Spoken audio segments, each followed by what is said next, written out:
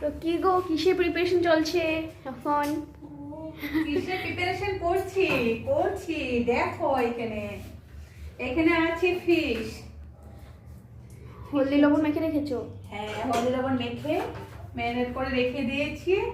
আর এখানে আছে শাক।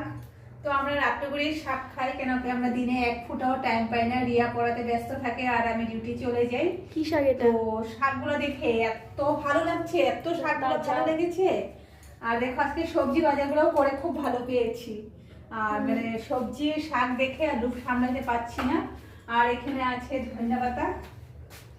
তো আজকে রাত্রে মেনুতে আছে আলু বেগুন সিম দিয়ে মাছের ঝোল, আর হবে শাক, আর আছে অনেকগুলো ধনেপাতা নিয়ে নিচ্ছি, ধনেপাতা চাটনি হবে, আর মাছ ভাজা হবে।